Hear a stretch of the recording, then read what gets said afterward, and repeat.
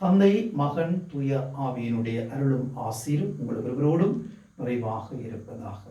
நாங்கள் இன்று திருவருகை காலத்தின் 2ஆம் வாரத்தின் திங்கட்கிழமைக்குள் காலடி பதிக்கின்றோம். மார்கழி மாதம் 8ஆம் தேதி தூய கன்னி மரியாவின் அமல உற்பவ பெருவிழாவை நாங்கள் இன்று கொண்டாடி மகிழ்கின்றோம்.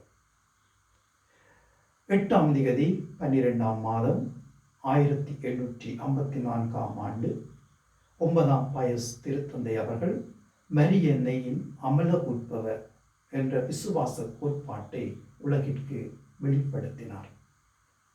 இதன் ஒரு அங்கமாக 1858ஆம் ஆண்டு பிரான்ஸ் நாட்டிலே லூர்து நகரிலே பெர்னதேத்துவுக்கு காட்சி கொடுத்த அன்னை நானே அமல உற்பவம் என்பதை வெளிப்படுத்துகின்றார்.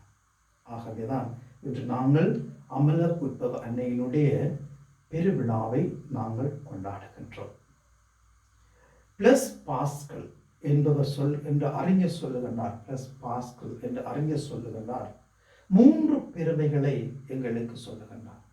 ஒன்று, உடல் சார்ந்த பெருமை. நாங்கள் எங்கள் உடலை நன்றாக வைத்துக் கொள்ள வேண்டும், உடல்நிலையிலே நாங்கள் கவனம் செலுத்த வேண்டும், அக்கறை கொள்ள வேண்டும் என்று சொல்லி உடல் பெருமையை வெளிப்படுத்துகின்றார். 2வது, அறிவு சார்ந்தவைகளை வெளிப்படுத்துகின்றார். அறிவு சார்ந்த பெருமைகள். நான் படிக்க வேண்டும், நன்றாக இருக்க வேண்டும், அறிவிலே நான் மிகவும் மிகவும் உயர்ந்தவனாக நான் மாற வேண்டும், அறிவிலே நான் சிறந்தவனாக இருக்க வேண்டும், அறிவிலே நான் சிறந்தவனாக இருக்க வேண்டும் என்ற அறிவு பெருமையை வெளிப்படுத்துகின்றார். 3வதாக, புனிதத்திலே மிகவும் உயர வேண்டும் என்ற பெருமையை வெளிப்படுத்துகின்றார். புனிதத்திலே மிகவும் நாங்கள் உயர வேண்டும். இந்த நிலையை நாங்கள் பார்க்கின்ற பொழுது அன்னை மரியாள் மாசில்லாமல் உட்பவித்தவள், புனித நிலையிலே வாழ்ந்து வந்தவள். அந்த புனித நிலையை இன்று அன்னை மரியாள் அடைந்து இறைவனின் தாயாக எங்களுக்கு தரப்பட்டிருக்கின்றார். எங்களுடைய வாழ்க்கையிலே நாங்கள் பிறக்கும் போது அம்மாவை தெரிவு செய்வது கிடையாது. அம்மாவை நாங்கள் தெரிவு செய்வது கிடையாது. என்றால் பிறந்த பிற்பாடுதான் எங்களுக்கு அம்மா யாரு அப்பா யாருன்னு தெரியுது. ஆனால் கடவுள் தன்னுடைய தாயாரை தெரிந்தெடுக்கின்றார். தன்னுடைய தாயாரை தெரிந்தெடுக்கின்றார். அழகுள்ள தாயாக, பக்தியுள்ள தாயாக, ஆன்மீக வாழ்க்கை நிறைந்த தாயாக, புனிதம் நிறைந்த தாயாக ஒரு தாயை ஆண்டவர் தெரிவு செய்கின்றார். அவள்தான் அன்னை மரியாள். ஆகவே நாங்களும் எங்களுடைய வாழ்க்கையிலே புனிதம் நிறைந்த உள்ளங்களாக நாங்கள் வாழ வேண்டும். இறைவனோடு நாங்கள் வாழ்கின்றோம் என்று சொல்லி சொன்னால், இறைவனுடைய வழியிலே நாங்கள் செல்கின்றோம் என்று சொல்லி சொன்னால், எல்லோரையும் அன்பு செய்து அரவணைத்து வாழ்கின்றோம் என்று சொல்லி சொன்னால், ஒரு பற்றுறுதி இருக்க வேண்டும், அன்பு இருக்க வேண்டும், ஒரு ஏக்கம் இருக்க வேண்டும், ஒரு பாசம் இருக்க வேண்டும், எல்லாவற்றுக்கும் மேலாக ஒரு தூய்மையான உள்ளம் எங்களுக்குள் இருக்க வேண்டும். அதைத்தான் அன்னை மரியாள் தான் வாழ்ந்த போது தன்னுடைய வாழ்க்கையிலே வாழ்ந்து காட்டினார். இன்றைய நற்செய்தியிலே நாங்கள் பார்க்கின்றோம் ஆண்டவருடைய அறிவிப்பு, பிறப்பின் அறிவிப்பு அன்னை மரியாவுக்கு அறிவிக்கப்படுகிறது. அன்னை மரியாள் அழகாக சொல்லுகின்றார், நல்லதொரு வார்த்தையாக சொல்லுகின்றார். வீட்டிலே நான் ஆண்டவரின் அடிமை, உமது சொற்படியே எனக்கு நிகழட்டும். நான் ஆண்டவருடைய அடிமை, உமது சொற்படியே எனக்கு நிகழட்டும். இந்த வார்த்தை தான் இறுதியாக வானதூதருக்கு சொன்ன வார்த்தை. ஆண்டவரே, உமது சித்தத்தின்படி ஆகட்டும். நீர் என்ன சொல்கிறீரோ அதையே நான் செய்கின்றேன். நான் எந்தவித மறுப்புமே தெரிவிக்கவில்லை. ஏனென்றால் அவ்வளவு தூரத்திற்கு ஆண்டவர் மீது நம்பிக்கை கொண்டிருந்தால், ஆண்டவர் மீது கரிசனை கொண்டிருந்தால், ஆண்டவர் மீது ஒரு பற்று கொண்டிருந்தால், எல்லாவற்றுக்கும் மேலாக ஆண்டவர் மீது அளவு கடந்த அன்பு கொண்டிருந்தார். அதனால் இன்று அன்னை மரியாள் எங்களுக்கு தாயாக தரப்பட்டிருக்கிறார். அன்னை மரியாளுடைய அமல உற்பவ திருவிழாவிலே இன்று நாங்கள் எங்களை நாங்கள் இறைவனுக்கு கொடுக்க தயாராக வேண்டும். கொடுக்க நாங்கள் தயாராக வேண்டும். இறைவன் எங்களுக்காக தெரிந்து தந்திருக்கக்கூடிய அந்த அம்மாவை நாங்கள் உள்ளத்திலும் எங்களுடைய இல்லத்திலும் நாங்கள் வாழ்கின்ற இடங்களிலும் ஏற்றுக்கொண்டு நாங்கள் வாழ வேண்டும். நாங்கள் எப்பொழுதுமே அன்னை மரியாவோடு பயணிப்பவர்களாக இருக்கின்றோம். அன்னை மரி மூலமாக இறைவனிடம் செல்லுவோம். அன்னை மரி மூலமாக இறைவனை அனுபவிப்போம்.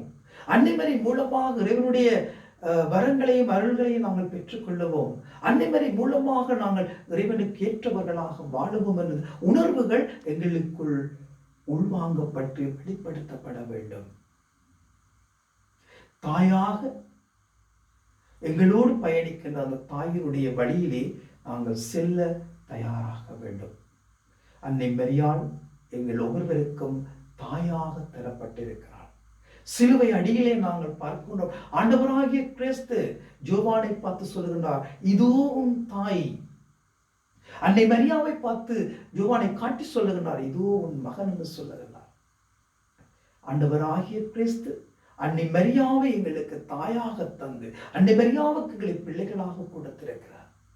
இதை நாங்கள் ஒரு பொழுதும் மறந்துவிடக்கூடாது. அன்னையின் பிள்ளைகளாக நாங்கள் உரிமை பெற்றிருக்கின்றோம் என்று சொல்லி சொன்னால் அன்னை காட்டுகின்ற வழியிலே எங்களை நாங்கள் வழிநடத்தி செல்ல வேண்டும்.